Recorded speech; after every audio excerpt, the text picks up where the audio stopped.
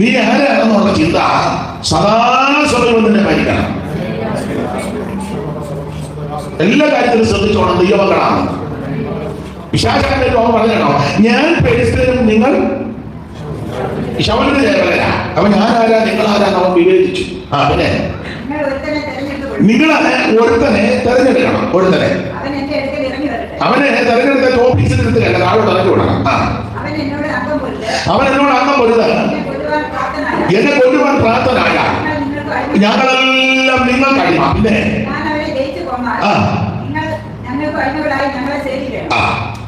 ഇതാണ് ഗോലിയാത്തിന്റെ വെല്ലുവിളി.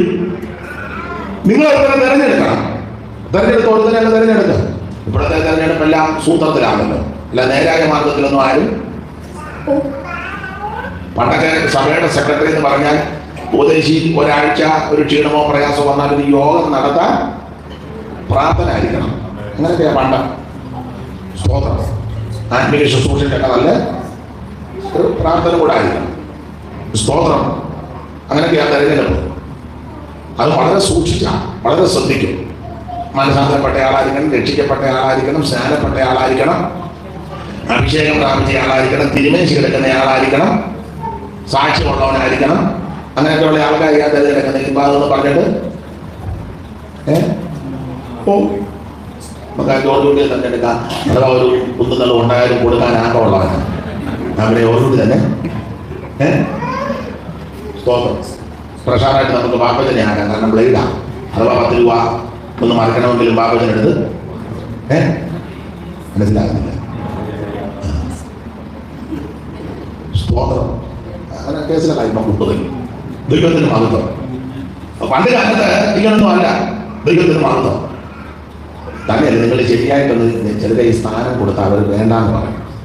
അവർക്കറിയാം ചില സ്ഥാനം കിട്ടിയ ആത്മീയ പ്രാണിന്റെ പോകും.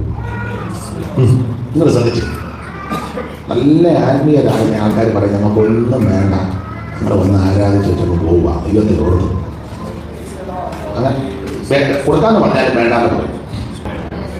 എന്ന് വെച്ചാൽ ആ സ്ഥാനത്ത് വരുന്നത് മഹാഭാവിയാണെന്നല്ല ഞാനീ പറഞ്ഞത്. വളരെ ശ്രദ്ധിച്ചോണം എല്ലാ കാര്യത്തിലും. നിങ്ങൾ ഒരുവനെ തെരഞ്ഞെടുക്കണം. ഇപ്പോഴത്തെ തെരഞ്ഞെടുപ്പെല്ലാം കള്ളനോട്ടിട്ടാ. കള്ളനോട്ട്, കാശ് കൊടുത്ത്, സൂത്രം, തന്ത്രം, ചടിവ്, വഞ്ചന. അതെ, സൂപ്രണ്ടാകാനും സെൻട്രൽ മാസ്റ്റർ ആകാനും പ്രസിഡന്റ് ആകാനും ഒക്കെ എന്ത് സൂത്രം ഒപ്പിക്കുന്നെന്ന് അറിയാമോ? അയ്യോ അയ്യോ, ഇതെല്ലാം സൂത്രബുദ്ധിയാണ്. സൂത്രബുദ്ധി. രാത്രി ഇരുന്ന് കുത്തിയിരുന്ന് ഫോൺ ചെയ്യുക. ഇവിടെ എന്നെ ഓർത്തോണം കേട്ടോ, എന്നെ ഓർത്ത് ആ രീതിയിലൊക്കെ ഇടപെട്ടാൽ ഞാൻ സൂപ്രണ്ടായാൽ നിന്നെ സ്തോത്രം. മറ്റവനെ ഒരു കാരണവശാലും നമ്മൾ മേളിൽ കയറരുത്. അങ്ങ് ചതിക്കുകയല്ലേ. ചതിക്കുകയും ആക്ഷേപം പറയുകയും ആവശ്യമില്ലാത്ത വർത്താനം പറയാൻ അന്യോന്യം ചെളി വാരി എറിയുകയും. എന്തിനാ? ഒരു സ്ഥാനം കിട്ടാൻ, ഒരു കസേര കിട്ടാൻ. ഈ കസേര നിലനിൽപ്പുള്ള കസേരയാണോ? അല്ല. മിടുക്കന്മാരെല്ലാം നമ്മൾ കണ്ടേച്ചിരിക്കുക. നിൽക്കുന്ന നിൽപ്പിൽ അവരുടെ വീഴിലാകുന്നത്. അത് കഴിഞ്ഞാൽ ആരും നിന്നെ മൈൻഡ് ചെയ്യത്തില്ല. നിന്റെ വെള്ളം പോലും വലിയ വലിയ പ്രഗത്ഭന്മാരൊക്കെ ചത്തുപോയി. ഭാര്യമാരെ ഒരു കുഞ്ഞുങ്ങളിപ്പം മൈൻഡ് ചെയ്യുന്നില്ല. ഈ വിഷകാലത്ത് അമ്മാമ്മ വലിയ ഭാര്യയൊക്കെ തൂക്കി കണ്ണടയൊക്കെ വെച്ച് മുടിയല്ല ഇങ്ങനെ കിട്ടാൻ പോയി കച്ചു കൊണ്ടുപോകും പോലെ കിട്ടി. അയാൾ അത് കഴിഞ്ഞാൽ പോയി കളയാൻ ആരും 100 കേസുണ്ട്. ഇവിടുത്തെ എല്ലാം സൂത്രവും താൽക്കാലികവും ചതിച്ചും വഞ്ചിച്ചും.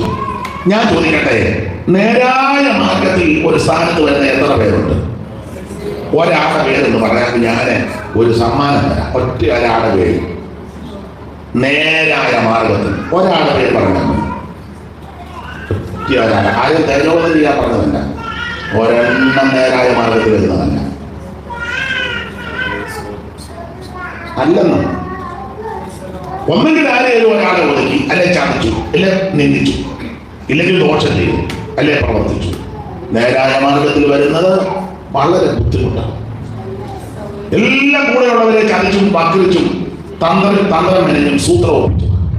ഇതൊന്നും നിലനിൽക്കത്തില്ല. സ്തോത്രം. അല്ല, പരമാർത്ഥമായിട്ട് അതെല്ലാം ആരും മൈൻഡ് ചെയ്യുന്നില്ല. ഒരു സ്ഥാനത്ത് വന്നു കഴിഞ്ഞാൽ പിന്നെ എല്ലാം അവർ തന്നെയല്ലേ കരം മുറിക്കുന്നതും കല്ലിടുന്നതും ഉദ്ഘാടനം ചെയ്യുന്നതും എല്ലാം. പിന്നെ സ്തോത്രം. ആടപ്പെട്ട വിഷയം വിട്ടേക്ക. ഹൃദയത്തിന് വയ്യാതെ ഞാനിപ്പോൾ ആരോഗ്യം ഉണ്ടാകുന്നത്. നിങ്ങൾ ഒരുത്തനെ തെരഞ്ഞെടുത്താൽ അവനെ എൻ്റെ അടുക്കൽ വിടണം. ഞങ്ങൾ തമ്മിൽ ഫൈറ്റ് ചെയ്യും. ഞാൻ അവനെ തോൽപ്പിച്ച നിങ്ങളല്ല ഞങ്ങൾ കഴിമ. അതല്ല, അവൻ എന്നെ തോൽപ്പിച്ച ഞങ്ങൾ ഫെലിസ്ത്യരില്ല നിങ്ങൾ കഴിമ. ഇതാണ് വെല്ലുവിളി. ഞാൻ എല്ലാ ഭാഗവും എടുക്കുന്നില്ല. വെല്ലുവിളി ശക്തമായി. ആരും രംഗത്തോട്ട് വരുന്നില്ല. മാത്രമല്ല, ഇവൻ വെല്ലുവിളിച്ചിട്ട് ചരിത്രം ഇവന്റെ ദൈവങ്ങളെ പേര് നാമം ചൊല്ലും. വെല്ലുവിളിച്ചിട്ട് നാമം ചൊല്ലുവന്ന് നിങ്ങൾ 43-ാമത്തെ വാക്യത്തിന്റെ 2-ാം ഭാഗത്തിൽ തന്റെ ദേവന്മാരുടെ നാമം ഒരു ഭാഗമുണ്ട്. മതി നാമം ചൊല്ലിയത്. തന്റെ ദേവന്മാരുടെ നാമം ചൊല്ലി ഗോലിയാത്ത്. അപ്പൊ ഇവർ നാമം ചൊല്ലുന്നവനാ. നാമം ചൊല്ലും. പണ്ടൊക്കെ എന്റെ കുഞ്ഞുനാളിലൊക്കെ അങ്ങനെ ആയിരുന്നു. ഞങ്ങളുടെ വീട്ടിൽ നാമം ചൊല്ലുമായിരുന്നു. സന്ധ്യയാകുമ്പോൾ മടക്ക് കത്തിച്ച് വെച്ചാണ് നാമം ചൊല്ലും. പഴയ ക്രൈസ്തവ കുടുംബത്തിലൊക്കെ സന്ധ്യയാകുമ്പോൾ പാട്ട് പാടും, ഇല്ലേ? ഇപ്പൊ അതൊന്നുമില്ല. വളരെ വിരലിലുണ്ടാവുന്ന വീടുകളിലും പണ്ട് ക്രൈസ്തവ ഭവനങ്ങളിലെല്ലാം സന്ധ്യയാണോ ഇല്ലേ? സന്ധ്യയായി വിളക്കോ വെച്ചു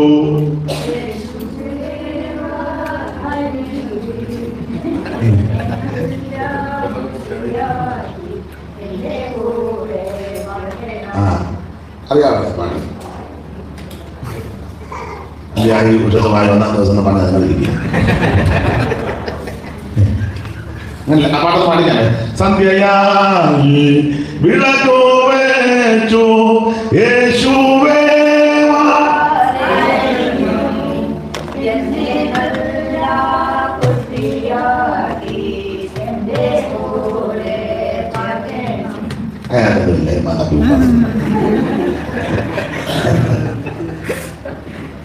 അപ്പൊ സന്ധ്യയാകുമ്പോ ഇങ്ങനെയുള്ള പാട്ടുകളൊക്കെ പാടുവായിരുന്നു ക്രൈസ്തവ ഭവനത്തിൽ. പണ്ടത്തെ അപ്പന്മാരും അങ്ങനെ പാട്ട് പാടി പ്രാർത്ഥനയില്ല, തല്ലും കഞ്ഞി തരികയല്ല. അന്ന് ആകെ കഞ്ഞി കിട്ടുന്ന അത് സന്ധ്യയാകുമ്പോൾ പാട്ട് പ്രാർത്ഥനയാണ്. ഹൈന്ദവരായ സ്നേഹിതന്മാര് സന്ധ്യയാകുമ്പോൾ നിലവിളക്ക് തെളിച്ചിട്ട് സന്ധ്യനാമം ചൊല്ലും. ഞാൻ അങ്ങനെ ചൊല്ലുമായിരുന്നു എല്ലാ ദിവസവും സന്ധ്യയാകുമ്പോഴേ. അത് സന്ധ്യയ്ക്ക് ചൊല്ലണ്ടതാണ്, അല്ലാതെ 9:30 കഴിയുമ്പോഴല്ല സന്ധ്യനാമം. സന്ധ്യയാകുമ്പോഴേ ചൊല്ലിട്ടുണ്ട്.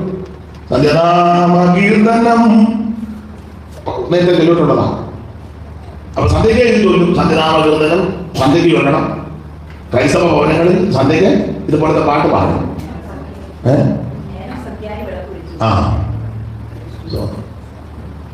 ആരോട് പറയാൻ? ഇപ്പൊ സന്ധ്യയ്ക്കുമ്പോ പ്രാർത്ഥനയില്ല. രാവിലെ മിക്ക വീട്ടിലും ഇല്ല, എല്ലാം ഇങ്ങനെ പുള്ളി കളിച്ച് പോകുന്നതല്ലാതെ. പിന്നെ ആകെ കൂടെ വരുമ്പോൾ സമയം വന്ന് പ്രൈസാൻ ഭക്ഷ്യം.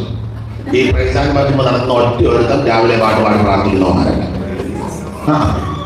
ഞായറാഴ്ച ഇങ്ങനെ വന്നിങ്ങനെ കുച്ചിപ്പൊടി കാണിക്കുന്നതല്ലാതെ പോരാ. അതിന് ഇവിടെ എന്താ പറയാ, പോരാ തള്ള എല്ലാം കൊണ്ട് ഊപ്പാട് വന്ന് കിടന്നിട്ട് തള്ള അണച്ചു വയ്യ. ആ തള്ളക്ക് വയ്യ. ഇവന്മാർ നിർത്തുന്നുമില്ല. തള്ള കിടന്നിങ്ങനെ കുഴഞ്ഞ് അവസാനം കൈയെല്ലാം പോയി പിന്നെ പഠിക്കാൻ പറ്റും. ഈ പ്രൈസാൻ വർഷിപ്പിലും കൺവെൻഷൻ വേദികളിൽ ഇപ്പൊ കസർത്ത് പാടുന്ന പല ആൾക്കാരും, എല്ലാവരുടെയും കാര്യമല്ല, അത് മിക്കതും സന്ധ്യയ്ക്കും വെളുപ്പിനും പാട്ട് പാടി പ്രാർത്ഥിക്കുന്നവരല്ല. പിന്നെ ആകെ കൂടെ ഈ സ്റ്റേജ് വരുമ്പോഴുള്ള കസർത്തേ ഉള്ളൂ. എല്ലാവരുടെയും കാര്യമല്ല, സിംഹഭാഗം പലരെ അറിയാം. അതുകൊണ്ടാണ് സ്തോത്രം. എന്തായാലും കൊള്ളാം. ഇവൻ നാമം ചൊല്ലും. ബോഡിയാണ് നാമം ചൊല്ലുക. എപ്പോഴൊക്കെയാണ് നാമം ചൊല്ലുന്നത്? വായിച്ചേ 16-ാം വാക്യം 16. എപ്പോഴൊക്കെയാണ് നാമം ചൊല്ലുന്നത്?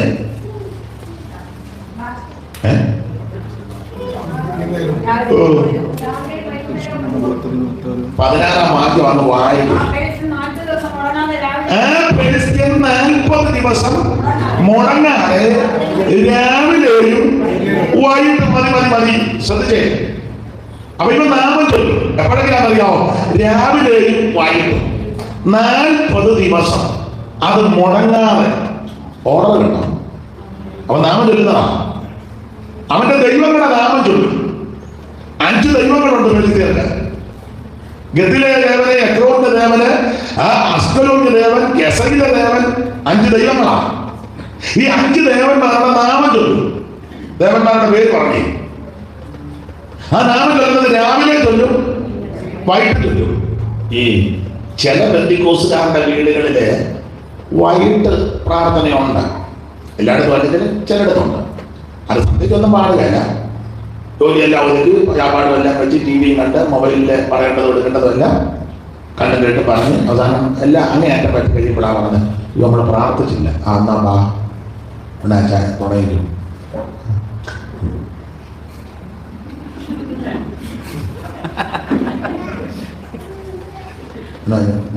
പുള്ളി വന്നിരിപ്പോൾ കാണാം ആ സെറ്റിയുടെ താഴെ ഒരു കൈ തെറ്റിയെടുത്ത് നിങ്ങൾ ശ്രദ്ധിച്ചിട്ടില്ല? ആ കിടപ്പൊക്കെ ഒന്ന് കാണേണ്ടതാണ്. തല ഭിത്തിയിലോട്ട് ആരും കാല് രണ്ടും ഇല്ല ദേഹം ഒട്ടിയിട്ടതുപോലെ.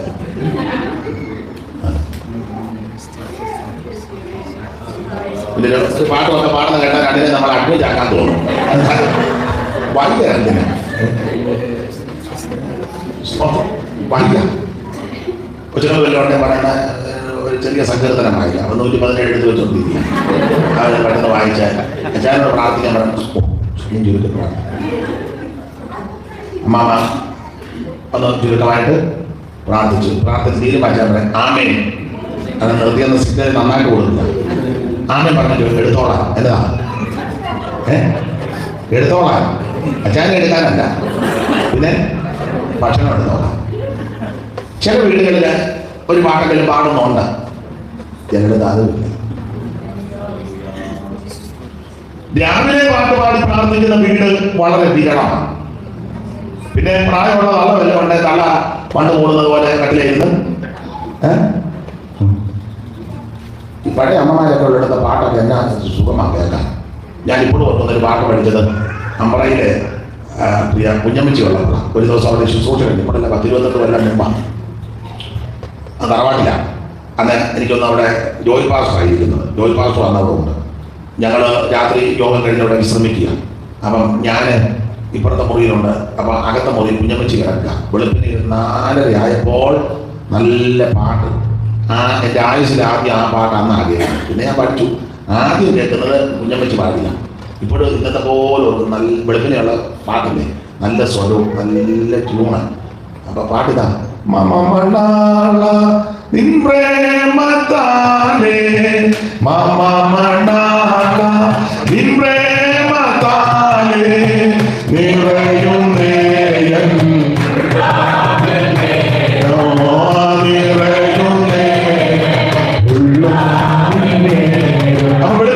ഈ പാട്ട് കേട്ടാ ഞാൻ കണ്ണു തെളിയും. നല്ല ട്യൂണും നല്ല സ്വരവും. പിന്നെ ഞാൻ ശ്രദ്ധിച്ച് കേട്ടു. ഞങ്ങളെല്ലാം കൂടെ ഒന്നിച്ചിരുന്ന് പാട്ട് പാടി അന്ന് പഠിച്ചത് ആ പാട്ട്. അങ്ങനെ എനിക്ക് ഒത്തിരി അനുഭവങ്ങളുണ്ട്.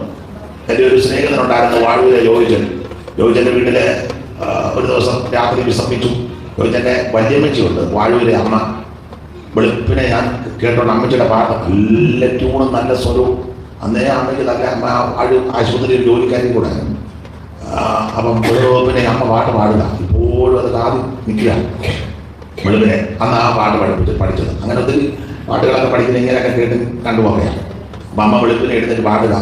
അധർമ്മമൂർത്തിയായി വരും അന്തിക്രിസ്തുവിനായി വഴിയൊരുക്കും നിസങ്ങൾ, ഭൂമിൽ വഴിയൊരുക്കും നിസങ്ങൾ. എൻ പ്രിയനെ എന്തിനെ താമസമോ എന്നുള്ളതിൽ ആശ നിൻ മുഖം കാണുക. ഇതിനൊന്നും അല്ലാമ്മ പാടുന്ന നല്ല ട്യൂണാണ്. അങ്ങനെ ആ പാട്ട് പഠിച്ചത്. അങ്ങനെ ഒത്തിരി അനുഭവങ്ങളുണ്ട്. അപ്പോൾ പണ്ട് കാലത്ത് വെളുപ്പിനെയൊക്കെ എല്ലാ വീടുകളിലും പാട്ട് പാടി പ്രാർത്ഥിക്കും. തട്ടയിലെ ഒരു വീടുണ്ട്, കരൂരെ ജോൺചാന്റെ വീട്. ജോൺസൺ മൂത്ത മകന്റെ ഫ്രണ്ടാണ്.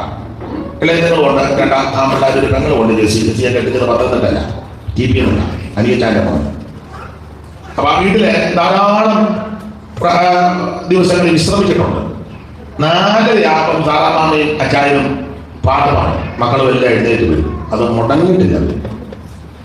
ഒത്തിരി പാട്ടുകളൊക്കെ പഠിച്ചിട്ടുണ്ട്. അങ്ങനെയുള്ള നല്ല നല്ല കുടുംബവും അന്തരീക്ഷങ്ങളൊക്കെ ഉണ്ട്. ഇപ്പൊ അതുങ്ങളെല്ലാം പാടുന്നുണ്ടോ എന്ന് അറിയത്തില്ല. ഇപ്പോഴത്തെ എനിക്ക് അറിയത്തില്ല. താറാമ പാടുകയാണോ അതോ ഒരുമാതിരിപ്പെട്ട വീട്ടിലൊക്കെ അങ്ങനെ ഉണ്ട്. ഇപ്പൊ അങ്ങനെ രാവിലെ പാട്ട് പാടി പ്രാർത്ഥിക്കുന്ന വീട് വളരെ വിരളമാണ്. ഇല്ലെന്നൊന്നും തീർത്ത് പറയുന്നില്ല. ചില വീടുകളുണ്ട്. അങ്ങനെയുള്ള വീട്ടിലൊക്കെ അതിന്റെ അനുഗ്രഹവുമുണ്ട്. ആണ് നമ്മുടെ വിഷയത്തിൽ വരാം. ഇവിടെ ഗോലിയാത്തനെ കണ്ടേ, ഇവർ രാവിലെ നാമം ചൊല്ലും, വൈകിട്ട് നാമം ചൊല്ലും, അത് മുടങ്ങാതെ ചൊല്ലും. 40 ദിവസവും ചൊല്ലി. മാത്രമല്ല എല്ലാരും കേൾക്ക ചൊല്ലി. 8-ാം വാക്യം ഒന്നുകൂടെ വായിച്ചേ.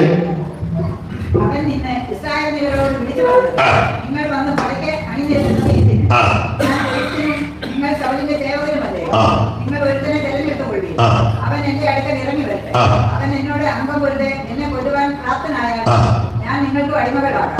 ഞാൻ അവനെ ജയിച്ചു കൊന്നാൽ നിങ്ങൾ ഞങ്ങൾക്ക് അടിമകളായി ഞങ്ങളെ സേവിക്കാം. ഫെലിസ്ത്യൻ പിന്നെയും ഞാൻ ഇന്ന് ഇസ്രായേൽ നിരകളെ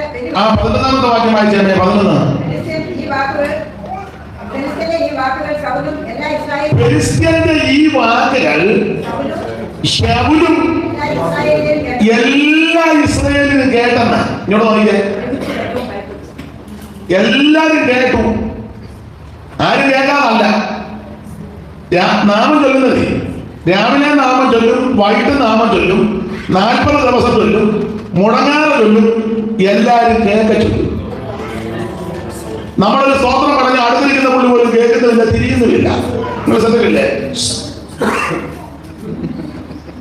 നമ്മളോർക്കും സഭയ്ക്കകത്ത് മൂട്ടം കയറിയത്.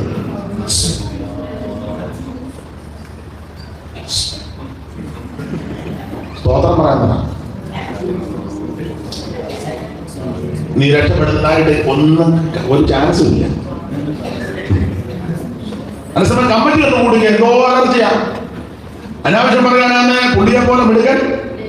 അയ്യോ മുണ്ടുമെല്ലാം പറഞ്ഞത് കൈവെല്ലാം തീർത്ത് ബൈബിള് വെമ്പളാണ്, നീ ബൈബിളുമായിട്ട് പോയി ഞാൻ 2 കാര്യം പറഞ്ഞേച്ച് വരുന്നുണ്ട്. ആരാധനയ്ക്ക് വരുമ്പോൾ സ്തോത്രം പറയാൻ പുള്ളിയെ കൂടുതലല്ല.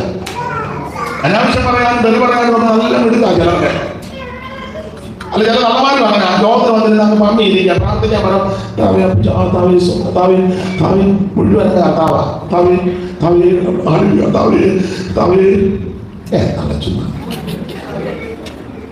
മരുമകളുമായിട്ട് കുസ്തി കൂടുമ്പം എന്തെല്ലാം ഡയലോഗാ ഇല്ലേ?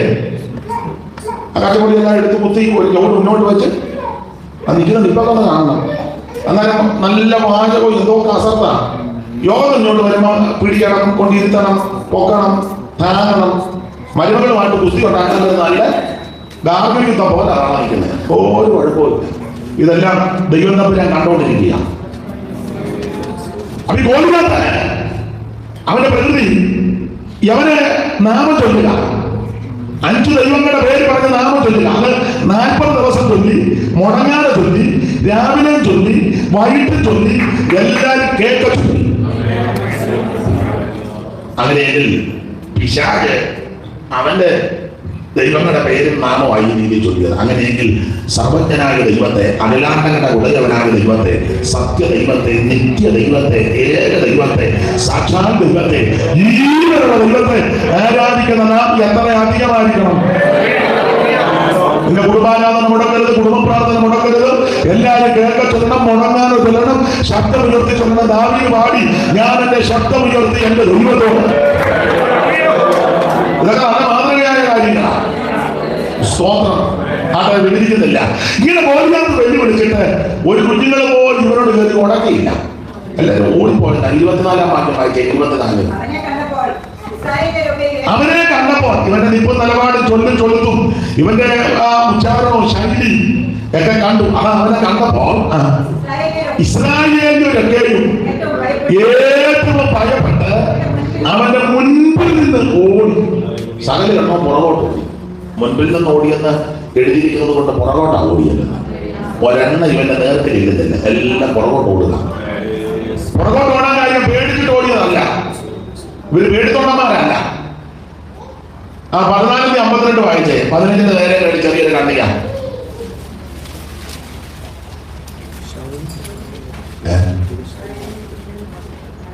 വായിച്ചേ.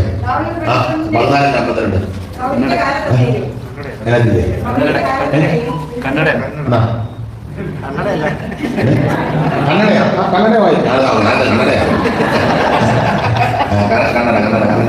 ಶೌಲನ ಜೀವಮಾನದಲ್ಲೆಲ್ಲ ಫಿಲಿಸ್ಟರಿಗೆ ಇಸ್ರಾಯೇಲರಿಗೆ ಘೋರ ಯುದ್ಧ ಬಿದ್ದರಿಂದ ಅವನು ಅಲ್ಲಿ ಎಲ್ಲಿಯಾದರೂ ಒಬ್ಬ ಬಲಿಷ್ಠನು ಪರಾಕ್ರಮಶಾಲಿಯೂ ಆದ ಮನುಷ್ಯನನ್ನು ಕಂಡರೆ ಕೂಡಲೇ ಅವನನ್ನು ನನ್ನ ಹತ್ತಿರ ಇಟ್ಟುಕೊಳ್ಳುತ್ತಿದ್ದನು.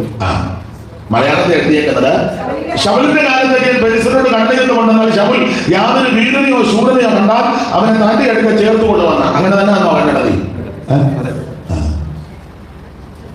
അപ്പൊ ശൗലിന്റെ കൂടെ ഉള്ളവര് വീരന്മാര് ശൂരന്മാരാണ്. അങ്ങനല്ലേ? ശൗലിന്റെ കാലത്തൊക്കെ ഫെലിസ്ത്യരോട് കഠിനയുദ്ധമുണ്ട്. എന്നാൽ ശൗൽ യാതൊരു വീരനെയോ ശൂരനെയോ കണ്ടാൽ അവനെ തട്ടി അടുക്കൽ എന്ന് പറഞ്ഞാൽ ചരിത്രം പറയുന്നത് ശൗല് രഥത്തിൽ ഉലാകുമ്പം അല്ലെ രാജവലികളിൽ കൊണ്ട് നടക്കുമ്പം ആരോഗ്യമുള്ള ദൃഢഗാത്രന്മാരാകുന്ന നല്ല കരുത്തന്മാർ തന്നാൽ അവരെ നോട്ട് ചെയ്യും. എന്നിട്ട് കൊട്ടാരത്തിൽ ചെന്ന് ചാവന വേണം അല്ലെ ഇന്നലെ നിൽക്കുന്നതിനെ വിളിക്കാൻ. അങ്ങനെ അവൻ വന്ന ഉടനെ ഇവന് പട്ടാളത്തിൽ അപ്പോയിന്റ്മെന്റ് കൊടുക്കുക. അതാ വീരനെയോ ശൂരനെയോ കണ്ടാൽ അവനെ തന്റെ അടുക്കൽ ഒറ്റ വീരനെയും ശൂരനെയും വിടുകയില്ല. ഒരു കാര്യം ഞാൻ ദൈവമക്കളോട് പറയാം, കഴിവുള്ള മിടുക്കുള്ള പ്രാപ്തിയുള്ള കൃപയുള്ള ഒരാളെ കണ്ടാൽ നിങ്ങൾ വിടരുത്. അതിന് സമയമൊന്നും നോക്കരുത്. അസംബ്ലീസ് കോഡാണോ ചർച്ചക്കോടാണോ നൂണ്ടിയാണോ IPC ആണോ അല്ലെ ചാർട്ടിലൊന്നും നോക്കരുത്. അവൻ കർത്താവിന് പ്രയോജനം വരുമെന്ന് കണ്ടാൽ അവന് കൈതാങ്ങൽ കൊടുക്കണം. അവൻ IPC ആ ചർച്ചക്കോടാ അസംബ്ലീസ് കോടാ ഷാരോനാ സ്വതന്ത്ര കോച്ചാ അങ്ങനെ പറയരുത്. ഒരുവൻ കർത്താവിൽ പ്രയോജനപ്പെടുമെന്ന് കണ്ടാൽ ഏത് വിഭാഗത്തിൽപ്പെട്ടവനാകട്ടെ നിങ്ങൾ ആ ലാഭം പിന്നെ കൈതാങ്ങൽ കൊടുക്കണം. ശൗൽ യാതൊരു വീരനെയോ ശൂരനെയോ കണ്ടാൽ അവനെ തന്റെ അടുക്കൽ ചേർത്ത് കൊടുക്കും. ശൗലിന്റെ കൂടെയുള്ളവരെല്ലാം വീരന്മാരും ശൂരന്മാരുമാണ്, വീരശൂര പരാക്രമികളാണ്. അപ്പൊ പിന്നെ ഈ വീരശൂര പരാക്രമികൾ എന്തിനാ പുറകോട്ട് വേണ്ടി ഓടിയത്? എല്ലാം വീരന്മാരും ശൂരന്മാരും. പക്ഷെ അങ്ങനെയാണോ പുറകോട്ട് ഓടി? പുറകോട്ട് ഓടിയെന്നല്ല വേണ്ടിയത്, പുറകോട്ടെന്നില്ലെങ്കിലും ഓടിയെന്നാ വായിച്ചത്.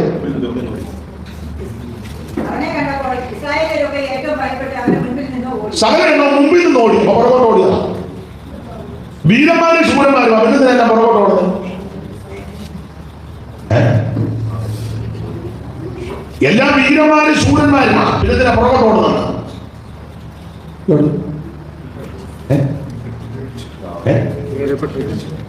പുറകോട്ടാകുമ്പോ അത് ആള് കാണുന്നല്ലോ ഓടിയും പോകാം. സകല എണ്ണം പുറകോട്ട് ഓടി. അതിന് കാരണം അതിന്റെ പെട്ടെന്നൊരു ഭരണമുണ്ട്, നമ്മൾ ഉദ്ദേശിച്ച ഭയമല്ല. ഈ വീരന്മാരും ശൂരന്മാരും പുറകോട്ട് ഓടാൻ കാര്യം ഒറ്റ ഒരുത്തന്റെ കയ്യിൽ ആയുധമില്ല. ഈ തയ്യും കോട്ടും ഒക്കെ കെട്ടി ഇങ്ങനെ നിൽക്കുന്നതല്ലാതെ നെറ്റത്തോടൊക്കെ ഇങ്ങനെ കേട്ടറിയാൻ പിള്ളേർ നടക്കുന്ന പോലെ പകലല്ലേ അല്ല മിക്കല്ലോ അതിനല്ലേ പറഞ്ഞു. ഒരു കല്യാണത്തിന് തന്നെ പറഞ്ഞു ഇച്ചിരി അച്ചാറ് കൊടുക്കാം നോക്കിയപ്പോൾ സന്ദർഭമാണ്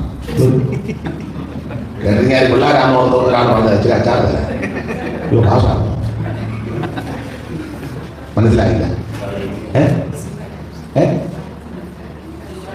മനസ്സിലായോ? അതാണ് എൻ്റെ പുള്ളി അവിടെ നിന്ന് ഊരിയത്. ഇനി അടുത്തവനെ അച്ചാൽ ഊരിയെന്ന് നോക്കാം. അതെ, ഈ വീരന്മാരും ശൂരന്മാരുമാണ്. ഒറ്റ ഒരുത്തന്നെ ആയുധമില്ല. ഇസ്രായേലിൽ പണ്ട് ഫെലിസ്ത്യന്റെ തന്ത്രമുണ്ടാക്കി. ഇസ്രായേലിലെ യുദ്ധത്തിന് ജയമാണ്. അപ്പൊ ഫെലിസ്ത്യൻ കമ്പനി കൂടി ഇവർക്ക് ജയം വരാൻ കാര്യം എന്താണെന്ന് ചോദിച്ചാൽ പറഞ്ഞു അവിടെ കൊല്ലന്മാരെന്തെങ്കിലുണ്ട്. കൊല്ലൻ ഇസ്രായേലി എമ്പടി കൊല്ലനുണ്ട്. കൊല്ലന്റെ പണി എന്നാ? ആയുധം ഉണ്ടാക്കുക. പെന്തിക്കോസുകാരന്റെ പണി എന്നാ? അതാ പെന്തിക്കോസുകാരന്റെ പണി. അവനുണ്ടാക്കുന്ന ആയുധത്തിൽ ഒരു ഭാരം എടുത്ത് കുഞ്ഞുകൊണ്ടിക്ക് വെച്ചിട്ട് പണ്ട് ഇരുന്ന് ഗ്ലോറി പറയാം. Glory glory glory glory glory glory പക്ഷെ ഭാരം എഴുതുന്നുണ്ട്. നമ്മുടെ ആയുധപ്പുര പ്രാർത്ഥന മുറിയാണ്. അപ്പൊ ഇസ്രായേലിൽ കൊല്ലൻ എപ്പോഴുള്ളത് കൊണ്ട് ആയുധത്തിന് ഭയമില്ല. ആയുധത്തിന് ഭയമില്ലാത്തതിനാൽ യുദ്ധത്തിൽ ജയമുണ്ട്. അത് ഫെലിസ്ത്യർ കണ്ടുപിടിച്ച് ഇസ്രായേലിലെ കൊല്ലനെയെല്ലാം ഫെലിസ്ത്യർ ഒതുക്കി. ചുരുക്കി പറഞ്ഞാൽ ഇപ്പൊ ഇസ്രായേലിൽ കൊല്ലൻ ഇല്ല. വായിച്ച 13:19 13:19. എന്നാൽ ഇസ്രായേൽ ദേശത്തെങ്ങും ഒരു കൊല്ലനെ കാണുവാനില്ലായി. എന്നാൽ ഇസ്രായേൽ ദേശത്തെങ്ങും ഒരൊറ്റ കൊല്ലനെ ഇപ്പൊ കാണാനില്ല.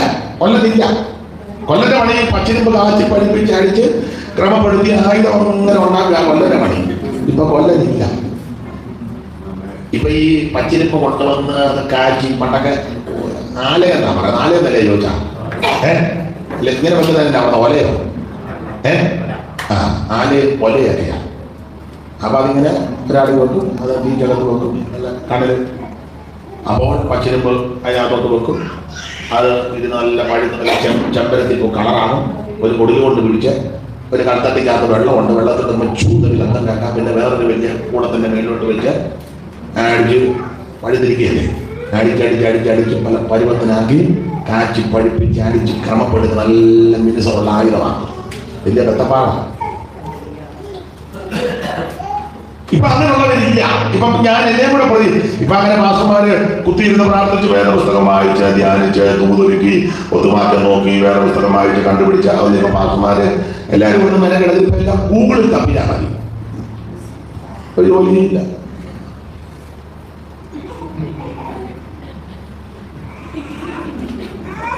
ഇപ്പൊ എല്ലാം ഗൂഗിൾ പാസ്റ്റർമാരാ. പാസ്റ്റർ ഗൂഗിള് ഇപ്പൊ മുമ്പോട്ട് വന്ന് 10 മിനിറ്റ് വരവ് കാണുമ്പോഴേ ഒരു ഗൂഗിളാണ്. 2 പോയിന്റുമായിട്ടായി വരുന്നത്. രണ്ടാമത്തെ പോയിന്റ് വരുമ്പോഴേ മേരി കിടക്കുന്ന പോയിന്റ് പുള്ളിയുടെ കയ്യിൽ. മേരി കിടങ്ങിയാൽ മതി, പിന്നെ സഭ മൊത്തം ഇളക്കിട്ട് കൊടുക്കും. എല്ലാം ഗൂഗിളാണ്. മെനക്കെടാൻ കഴിയത്തില്ലല്ലോ. ഇല്ലെങ്കിൽ മെനക്കെടാൻ കഴിയത്തില്ല. ഇന്നലെ ഞാൻ പറഞ്ഞതാണ്, പണ്ട് ബൈബിൾ സ്കൂളിലൊക്കെ പോയി പഠിക്കണം, 2-3 കൊല്ലം പഠിക്കണം. ചിലപ്പോൾ അവിടുത്തെ ജോലികളൊക്കെ ചെയ്യണം. അവിടുത്തെ നടത്തിപ്പുകാർ പറഞ്ഞ അനുസരിച്ച് വിധേയപ്പെട്ടവർക്ക് അവർക്ക് ദോഷമൊന്നും വന്നില്ല കേട്ടോ. അങ്ങനെയൊക്കെ ചെയ്യുവാൻ ഇപ്പൊ അങ്ങനൊന്നും പോയി ഇരിക്കാനും പഠിക്കാനും ഒന്നും നേരവും ഇല്ല, താല്പര്യവും. ഒറ്റ രാത്രി കൊണ്ട് റോറൻ്റായി കളയും. നേതാക്കന്മാർക്ക് കാശ് കൊടുത്താൽ മതി, അന്നേരം മാസം ആക്കുകയും ചെയ്യും. ഇതെന്നെ അതുപോലും ഇതൊന്നും അറിയാൻ പറ്റില്ല, ഒന്നും അറിയാൻ പറ്റില്ല. കല്യാണത്തിന് ഉപയോഗ സംബന്ധം ചെറുക്കനോട് പറയേണ്ട പെണ്ണിനോട് പറഞ്ഞുകൊടുത്തത് പെണ്ണിനോട് പറയേണ്ടത്. പിന്നെ കൊച്ചുങ്ങൾ നേരത്തെ എല്ലാം പറഞ്ഞിട്ട് വന്നതുകൊണ്ട് അവർക്ക് അവർ പറയേണ്ടതെല്ലാം പറഞ്ഞ് ബോർഡെടുത്തെല്ലാം പോയിട്ട് അതുങ്ങൾ പിന്നെ കല്യാണ ദിവസം എല്ലാവരെയും കളിപ്പിക്കാനായിട്ട് മിണ്ടുന്നില്ല. അതിൻ്റെ പാഷന്മാരൊക്കെ മാത്സത്തെ പ്ലസിനെ ഓർക്കുമ്പോൾ അവനൊന്ന് ഓടിയ രീതിയിലിരിക്കുക, അറിയത്തില്ല. പ്ലസിനെ ഓർക്കുമ്പോൾ ഈ സഭയുടെ മുത്താണ്, പിന്നെ മുത്തിന്റെ ചരിത്രം ഒന്നും പറയാതിരിക്കുന്നതാണ്. മനസ്സിലാകുന്നില്ല. കൊച്ചുങ്ങൾ ഹൃദയത്തിൽ ചിരിക്കും, വിട്ടിയൊക്കെ എന്നെ പറയുന്നത്. നമ്മൾ സ്മാർട്ട് പാർക്കിൽ പോയ കാര്യമൊന്നും അവർ അത് നമ്മൾ കഴിഞ്ഞ ആഴ്ചയും കൊടൈക്കനാൽ പോയതായി വിട്ടി ഒന്ന് മാഷന്മാരിൽ നിന്ന് ഇങ്ങനെ കസർക്ക കൊച്ചുങ്ങൾ പല ജാതി നിർത്താനുണ്ടെങ്കിൽ അല്ലെ ഞാൻ തമാശ പറഞ്ഞതല്ല. കൊച്ചുങ്ങളൊന്നും രാഗ അവര് സകല കാര്യം കഴിഞ്ഞേക്കാ മിണ്ടുന്നില്ല. പണ്ട് കല്യാണത്തിന് ഇപ്പൊ ഞാനും ഉണ്ട്, അന്തപ്പെട്ടിരിക്കുക. പെണ്ണ് തിരക്കലും ഞാൻ പറഞ്ഞ ബിൽപാസ് കാലിനെ അറിയാവുന്ന ഞാൻ പറയുന്നില്ല. അതിൽ ഭയങ്കര കല്യാണമാണ്. ഞാനും ഉണ്ട്. എന്തായാലും സെൻട്രൽ പാസ്റ്റർ പറയാം, വാത്സല്യ മകളെ ഓർക്കുമ്പോൾ ഞാൻ ദൈവത്തെ സ്തുതിക്കുന്നു. അപ്പൊ എന്നാ ചെറുക്കനെ ഇവിടെ കൊണ്ട് ബാംഗ്ലൂരിൽ പഠിക്കാൻ പറ്റും. 2 പെണ്ണങ്ങ് അടുപ്പമായത്. അവൾ ഓർത്തഡോക്സ്. 2 പേര് റെഡിയായി അവസാനം അവൾ പറഞ്ഞു നിന്നെ മാത്രമേ ഞാൻ കിട്ടുകയുള്ളൂ പറഞ്ഞു. അപ്പൊ എന്നെ അതിനിടയ്ക്ക് അമേരിക്കക്കാരുടെ പ്രപ്പോസൽ വന്നപ്പോൾ ഇവൻ നോട്ടറി വലിയാൻ നോക്കി. അവള് പറഞ്ഞ് അപ്പനോടും മോനോടും പറഞ്ഞ് എന്നെ കെട്ടാതെങ്ങാനും വേറെ കെട്ടിയ തന്തയുടെയും മോന്റെയും പേരെഴുതി വെച്ചിട്ട് ഞാൻ തൂമിച്ചാലും 2നെ ഞാൻ വെട്ടിനാക്കായി. ഓർമ്മക്കറിയാം. ഞാൻ ആളുടെ പേര് പറയാം, ജോൺ കഴിഞ്ഞ് പറയാം. ഞാൻ പറയാം. ഞാൻ പറഞ്ഞ ആളിനെ അറിയാം. വെട്ടിനാക്കായി. അതാണ് കല്യാണം നടത്തി. കല്യാണം നടത്തിയപ്പോൾ സർപ്പാസ് പറയാം, ഈ പുള്ളിയോട് വേറെ പറഞ്ഞു കൊടുത്തത് തിരക്കണ്ടേ. പുള്ളി പറഞ്ഞു, വാത്സല്യ മകളെ ഓർക്കുമ്പോൾ ഞാൻ ദൈവത്തെ സ്തുതിക്കുന്നു. ഓർത്തഡോക്സ് പശ്ചാത്തലത്തിൽ ഈ വിശ്വാസത്തിന് വേണ്ടി ഏറെയായിട്ട് വളരെ തലരാത്രി കൊണ്ട് മുഖ്യതാണ്. അവിടെ കൂടെല്ലാം കൊണ്ടിരിക്കും. ഇവനെല്ലാം എന്നെ വിവരദോഷികളാണ്. ചുമ്മാ കയറി ആവശ്യമില്ലാത്തൊന്നും പറയരുത്.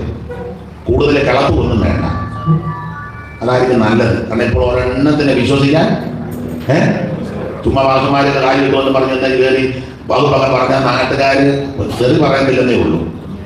സ്തോത്രം. അതുകൊണ്ട് വളരെ ചിന്തിച്ച് ആലോചിച്ച് സൂക്ഷിച്ച് വേണം ഒരു കാര്യം പറയാൻ. ഞാൻ സവിതം അവളും അന്തം വിട്ടിരിക്കുക. അയ്യോ ഞാൻ അങ്ങനെ ഒറ്റയ്ക്ക് വിശ്വാസത്തിന് വേണ്ടി ഒന്നും ഇന്നലെ 5:30 എന്നെ കൊണ്ട് മുട്ടിയത്. 2 പ്രാവശ്യം ഒന്ന് കസറില്ല. ഈ വാത്സല്യ മകളെ കുറിച്ച് ഓർക്കുമ്പോൾ അഭിമാനമുണ്ട്. അവൾ ഈ വിശ്വാസത്തിന് വേണ്ടി ഓർത്തഡോക്സ് പശ്ചാത്തലത്തിൽ നിന്ന് അതാണ് ഇപ്പൊ കമ്പനിമാരെല്ലായിട്ട് അതിലെല്ലാം കറങ്ങി നടക്കുന്നത്. മനസ്സിലാകാതെയാണോ പൊട്ടം കളിച്ചതാണ്. സ്തോത്രം. നമുക്ക് ആ വിഷയം വിട്ടാലും വെറുതെ ഇതിന് ആരോഗ്യം ഉണ്ടാകുന്നത്. അപ്പൊ ഇസ്രായേലിൽ ഇപ്പൊ ഒറ്റ കൊല്ലനെ കാണാനില്ല. പച്ചരിപ്പ് കാച്ചി പഠിപ്പിച്ച് അടിച്ച് ക്രമപ്പെടുത്തി രൂപപ്പെടുത്തി എടുക്കാൻ മെനക്കെടുന്ന ആൾക്കാർ ഇപ്പൊ ഇല്ല. വന്ന് കൊല്ലമില്ല. വായിച്ച് 13:19. എന്നാൽ ഇസ്രായേൽ ദേശത്തിന്റെ ഒരൊറ്റ കൊല്ലനെ കാണാനില്ല. എബ്രായർ വാളോ കൊണ്ടോ തീർപ്പിച്ചിരുന്നെന്ന് പറഞ്ഞവർ കമ്മിറ്റി കൂട്ടിയിട്ട് പാസ്സാക്കി വാളോ കൊണ്ടോ തീർപ്പിച്ചില്ല. അടുത്തത് ഇസ്രായേൽ കൊഴു കലപ്പം മമ്മട്ടി എന്നിവ കാച്ചിപ്പാൻ ബലിസ്തീന്റെ അടുക്കൽ ചെല്ലേണ്ടി വന്നു. അടുത്തതാണ് എന്നാൽ മമ്മട്ടി കലപ്പ മുപ്പത്തി എന്നിവയ്ക്കായിട്ട് മുടിക്കോൽ കുടിപ്പിപ്പാൻ അവർക്ക് അരവുണ്ടായിരുന്നു. അടുത്തത് ആകയാൽ യുദ്ധസമയത്ത് അവനോടും യോനാഥാനോടും കൂടിയുള്ള നേരത്തിൽ ഒറ്റ ഒരുത്തന്റെ വാളുമില്ല. എങ്ങനെ ഉണ്ടായി? യുദ്ധം പറഞ്ഞപ്പോൾ ഒറ്റ ഒരുത്തന്റെ വാളുമില്ല, കുന്തവുമില്ല. 14:55 വായിച്ചത് വീരന്മാരും ചൂരന്മാരുമാണ്, എല്ലാം മിടുമിടുക്കന്മാരാ. പക്ഷെ ഒറ്റ ഒരുത്തന്റെ വാളുമില്ല, കുന്തവുമില്ല. പിന്നെ ചുമ്മാ നിന്ന് ഭക്ഷിക്കുന്നു, ശാസിക്കുന്നു, ബന്ധിക്കുന്നു, glory victory Jesus right now ചുമ്മാ പണി കെട്ടിക്കുക. ഒറ്റ ഒരുത്തന്റെ വാളുമില്ല, ചുമ്മാ ഈ പിള്ളേർ പറയുമ്പോ പൊട്ടാശാണ്. പണ്ട് കല്ലേ വെച്ച് പൊട്ടിക്കാൻ എല്ലാം പൊട്ടാശം. ഒറ്റ ഒരുത്തന്റെ ആയുധമൊന്നും ഇവിടുത്തെ കൈകെട്ടി വെക്കുന്നതല്ല. ആകയാൽ യുദ്ധസമയത്ത് ശബരിനോടും യോനാഥാനോടും കൂടെയുള്ള ജനത്തിൽ ഒറ്റ ഒരുത്തന് വാളുമില്ല, ഒറ്റ ഒരുത്തന് ആയുധമില്ലെന്ന്. എത്ര പേർക്ക് ആയുധമില്ലാത്തത്? ഒരു വാക്യം വായിച്ചാൽ ന്യായാധിപന്മാർ 5:6 ഇന്നലെ വായിച്ചതാ. എത്ര പേർക്ക് ആയുധമില്ലാത്ത കണക്കുണ്ട്?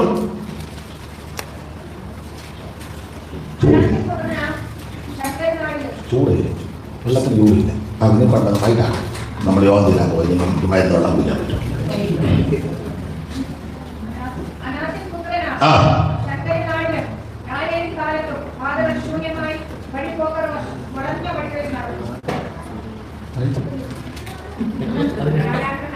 ഇവിടെ താഴോട്ട് വായിക്കാൻ അനാഥിപുത്രനായ ശങ്കരനായ യാഗേലി കാലത്ത് പാതകൾ ശൂന്യമായി വഴിപോക്കർ വളഞ്ഞ വഴികളിൽ കൊണ്ട് നടന്നു സഹോദരിയാകുന്ന ഞാൻ എഴുന്നേൽക്കുന്ന നാൾ വരെ ഇസ്രായേലിൽ മാതാവായിട്ട് എഴുന്നേൽക്കുന്ന നാൾ വരെ നായകന്മാർ ഇസ്രായേലിൽ അജേകമില്ല. അവർ നൂതനദേവന്മാരെ വലിച്ചു, ഗോപുരദ്വാരത്തിൽ യുദ്ധം ഭവിച്ചു. അടുത്തത്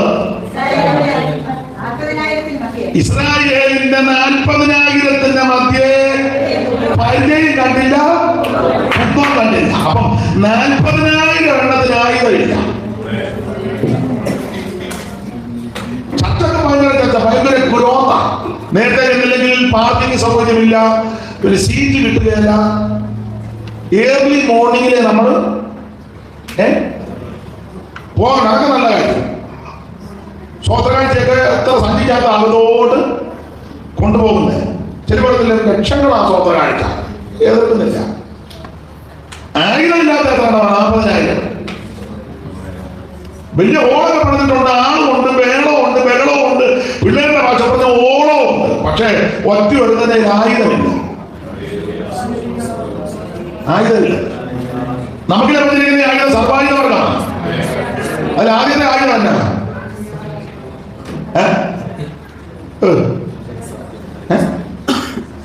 സർവായുധവർഗം. അതിൽ ആദ്യത്തത് അതില്ല. അത് വീട്ടിൽ ഹാപ്പ് കുടിച്ചു സത്യം വിറ്റ് ബോണ്ടായും കടങ്ങാപ്പി സത്യം വിറ്റ്. നമുക്ക് ലഭിച്ച സർവായുധ വർഗത്തിന്റെ ആദ്യത സത്യം നിങ്ങളുടെ അരക്ക് കെട്ടണം. അതില്ല. സത്യം എന്നുള്ളത് 1965 പോയി അറബികളിൽ കിടന്നു. അതില്ല. ഒരെണ്ണം സത്യം പറഞ്ഞോ എവിടെ പോന്നു? ഇത്തറ്റം വരെ. അങ്ങനെ ഇന്ന് വരെ കേട്ടിട്ടുമില്ല.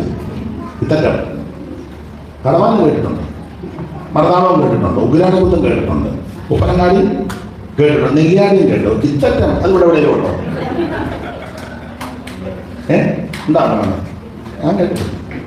ഇത്തറ്റം ഇത്തറ്റം എന്ന് പറഞ്ഞാൽ ഉണ്ടോ? ചുരുക്കി പറഞ്ഞാൽ എന്ത് ചെയ്താൽ സത്യം പറയുകയില്ല. മോൻ എവിടെ പോയി? അവൻ്റെ സ്ഥലം വരെ പോയതാ, അവൻ ദുബായി പോയതാ. സത്യം പറയുക. ചിലരുടെ ചോദിച്ചാൽ സത്യം പറയത്തില്ലല്ലോ. പറയുക സത്യമില്ല. സർവായുധ വർഗത്തിന്റെ ആദ്യത്തെ ആയുധം സത്യം. അത് അരക്ക് കെട്ടണം. അതില്ല. 40,000 എണ്ണത്തിന് ആയുധമില്ല. ആൾക്കാരുടെ ഇഷ്ടം കൊണ്ട് ഹോൾ നടച്ച ആളുണ്ട്, പാർക്കിംഗ് ഒക്കെ ഇഷ്ടം പോലെ ഉണ്ട്. വണ്ടി എല്ലാവരും കാറാണ് വരുന്നത്. നല്ല കാര്യം. എല്ലാ അമേരിക്കൻ പണവും കൽപ്പണവും പേർഷ്യൻ പണവും ഒക്കെ ഇഷ്ടം. അതൊക്കെ നല്ല കാര്യം. പ്രൈസ് ആൻഡ് 101 പേരാ കൈവൊക്കെ കെട്ടി നിൽക്കുന്നത്. 101 അതൊക്കെ നല്ല കാര്യം. വാദ്യം പറഞ്ഞ സ്റ്റേജ് മുഴുവൻ വാദ്യം കൊള്ളാം, നല്ല കാര്യം. പ്രസംഗിക്കാൻ പറ്റുന്നില്ല, doctor reverend so and so, അത് നല്ല കാര്യം. പക്ഷെ ഒറ്റ ഒരുത്തന്നെ സത്യമില്ല, ആയുധമില്ലെന്നാണ്. ആകയാൽ യുദ്ധസമയത്ത് ശബരിനോടും യോനാഥാനോടും കൂടെയുള്ള ഒറ്റ ഒരുത്തന് വാളുമില്ല, കുന്തവുമില്ല. ഉള്ളത് ശബരിനും അവന്റെ മകൻ യോനാഥാനുമാണ്. അവന് പൂതും. മിടുക്കന്മാർ ഒറ്റയെടുക്കാൻ ആയുധമില്ല, ഉള്ളത് ശബരിന്, അയാൾക്ക് പൂതും. അങ്ങനല്ലേ? വായിച്ചേ വായിക്കും. ആകയാൽ യുദ്ധസമയത്ത്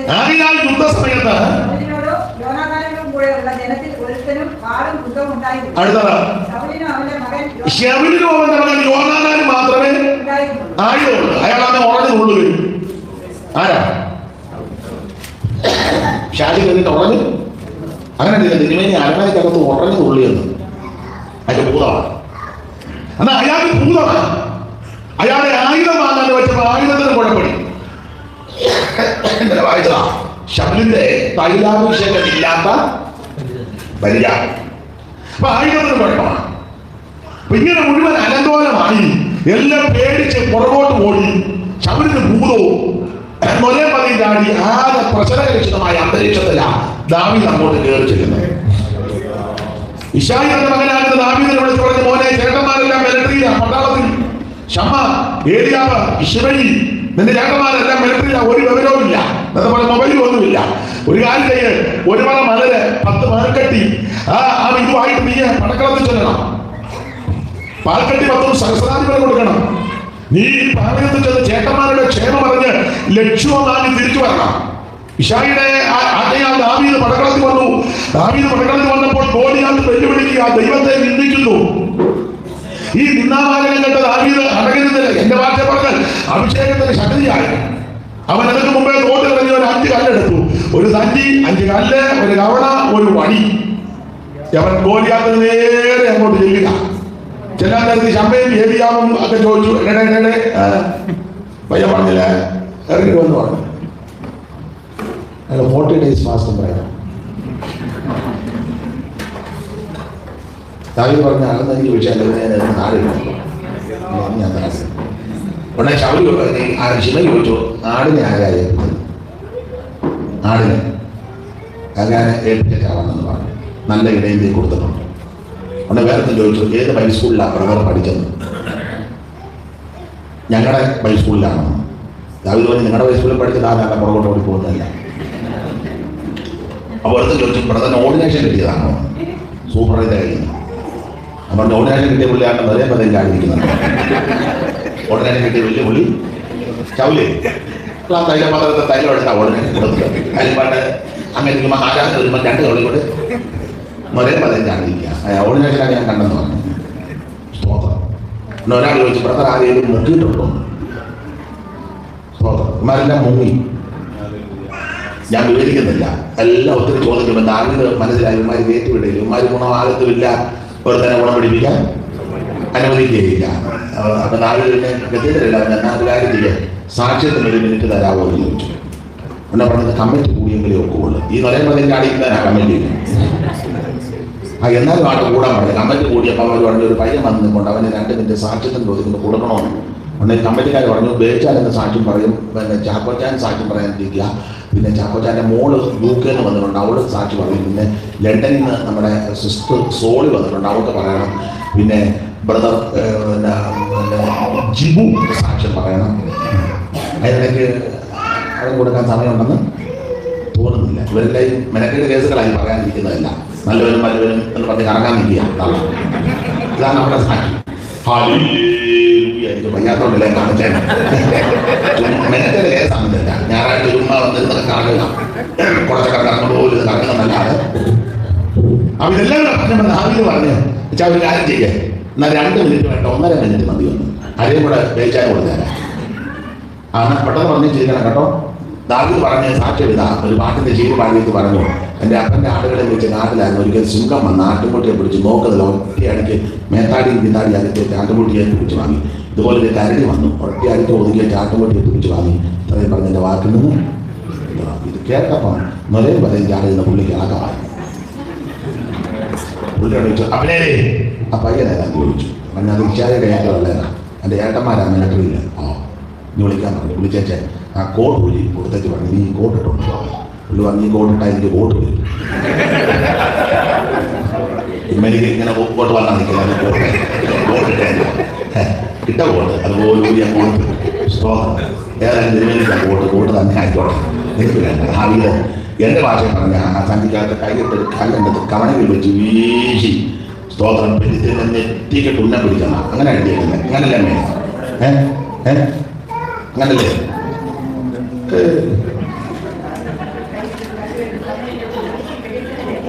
നെറ്റിക്കിട്ട് അങ്ങനല്ലേ മകൻ? ആ നാവിന്റെ തണ്ടി കല്ലെടുത്ത് കവണയിൽ വെച്ച് വീശി.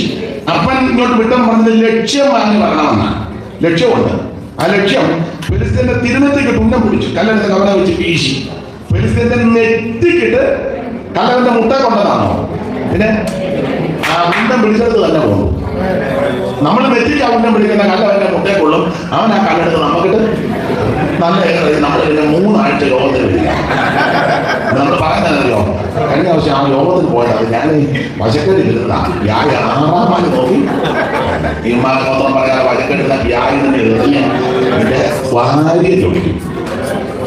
ദാവീദ് കല്ലെടുത്ത് കൈ വെച്ച് കവണ വെച്ച് വീശി അവനെ നെറ്റിക്ക് ഉന്നം പിടിച്ചു. ഒറ്റേർ സൂക്ഷിച്ച കല്ല് നെറ്റിക്ക് വീണില്ല, ഇവൻ കവിണ് വീണ. അങ്ങനല്ലേ അമ്മേ? ഇപ്പം വീടുന്നതെല്ലാം മറന്നു വീഴുക. കൂടുതലും ബാംഗ്ലൂർ സൈഡല്ല. വീട്ടിലെ ഉള്ളി രസമെടുത്തേക്ക് അങ്ങനെ വീട് കിടക്കണം, അങ്ങനെ കിടക്കണം. നിങ്ങൾ ശ്രദ്ധിച്ചിട്ടില്ലേ? എല്ലാം മലന്ന് കിടക്കുക. ഇപ്പൊ പിന്നെ വീഴുന്നവരെ താങ്ങാനായിട്ട് ചിങ്കിടികളുണ്ട്. പണ്ടൊക്കെ ഇവിടുത്തെ അറിയത്തില്ല, നമ്മുടെ നാട്ടിലൊക്കെ വലിയ ഏകവാഴയോ അല്ലെ വലിയ പാടങ്ങളുടെ മാഴ കൊല വലുതായിരിക്കും. അപ്പൊ അത് വെട്ടാൻ ബുദ്ധിമുട്ട്. അതിന് ഇടയ്ക്ക് പഴയ ഇങ്ങനെ വെട്ടുമ്പോ പതുക്കെ വരുന്നതാണ് ഇല്ലേ? അപ്പൊ എന്ന് പറഞ്ഞാൽ ഇപ്പം ശുശ്രൂഷയിൽ വീട് വരുമ്പോ കുടുംബത്തെല്ലാം കടല കിടക്കുന്ന പെണ്ണുങ്ങളെല്ലാം വന്ന് പറമ്പ് വന്ന് വീട് കിടക്കുക. നല്ല വീട് നല്ലവിടെ എല്ലാം പൊട്ടി. ചുമ്മാ വീട് പെണ്ണുങ്ങൾ രംഗത്തില്ല, തീരുമാനം പടപെടാന്ന് വീടുക. കൈ കാണിക്കുമ്പോൾ നാട് കിടക്കുന്നില്ല. ഇവരെല്ലാം മട്ടാണ്.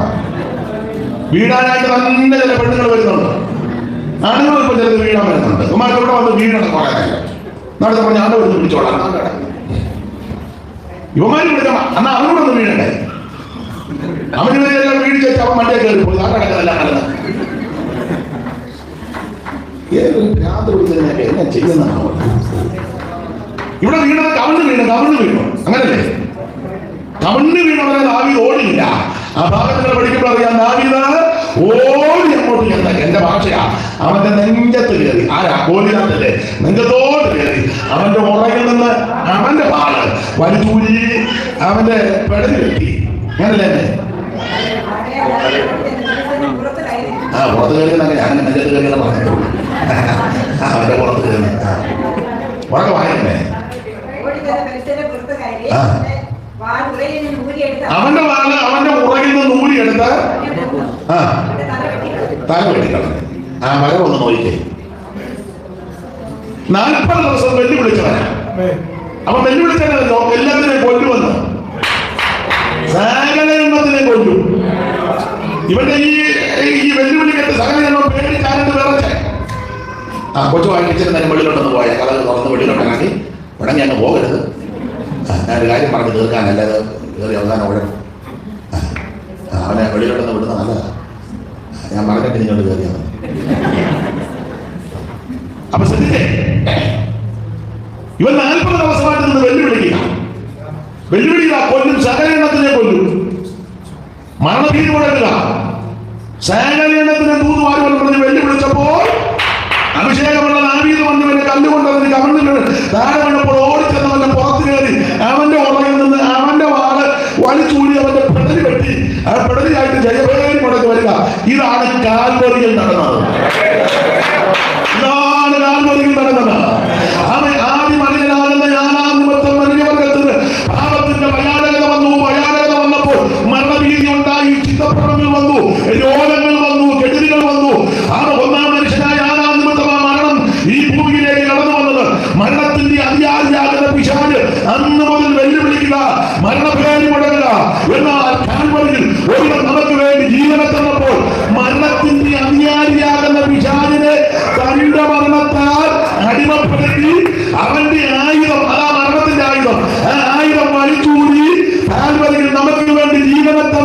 മരിച്ച് മൂന്നാം ദിവസം അവൻ ആ ആയുധത്താൽ ഉയർത്ത ജയമേറി മുഴങ്ങിയ നസറേയനാകുന്ന യേശു. ഞാൻ ഇന്നിപ്പം നിർത്തുക. മാറ്റുമായിട്ട് ഓടിയാത്തിന്റെ തലയായിട്ട് ഇങ്ങോട്ട് വരിക. അപ്പൊ ശൗല് വന്ന് വർത്താനോടെ പറഞ്ഞു. യോനാഥാൻ ഇതെല്ലാം കണ്ടുകൊണ്ട് നിൽക്കുക. ഇവൻ കല്ലുമായിട്ട് പോകുന്നതും കല്ലെടുത്ത് കവണയിൽ കിട്ടുന്നതും വീശുന്നതും ഉന്നം പിടിച്ച് നെറ്റിക്കെട്ട് ഉന്നം പിടിച്ച് ഒറ്റ ഏറഞ്ഞപ്പോൾ സൂക്ഷിച്ചെന്ന് നെറ്റിക്കെട്ട് ഉള്ളുകയും അവൻ കവണ് വീഴുകയും ഓടി ചെന്നവന്റെ നെഞ്ഞത്ത് കയറുകയും മാലെടുത്ത് വെട്ടി. ഇതെല്ലാം യോനാഥാൻ കണ്ടുകൊണ്ടിരിക്കാം. ഈ ഓരോ ശുശ്രൂഷ ചെയ്യുമ്പോൾ യോനാഥാൻ ഭയങ്കര താല്പര്യമായി. ശുശ്രൂഷ കൊണ്ട് 17 തീർന്നു കഴിഞ്ഞപ്പോൾ യോനാഥാൻ ചെന്ന് ഇവരെ കൈ കൊടുത്ത് രണ്ടുപേരും ഉറ്റ മിത്രങ്ങളായി. അതാ സ്വന്തം പ്രാണന തുല്യമായി സ്നേഹിച്ചു. സ്തോത്രം. അതാ സ്നേഹം. ബാക്കി വൈകിട്ട് പറയാം. ദൈവത്തിന് മക്കൾ എല്ലാവരും ഒന്ന് കണ്ണടച്ച് പ്രാർത്ഥിക്കുക. കാൽവരിയിൽ നമുക്ക് വേണ്ടി ഒരുവൻ ജീവനം തന്നു. കാൽവരിയിൽ മരണത്തിന്റെ അധികാരിയാകുന്ന പിശാചിനെ തന്റെ മരണത്താൽ യേശു തോൽപ്പിച്ചു.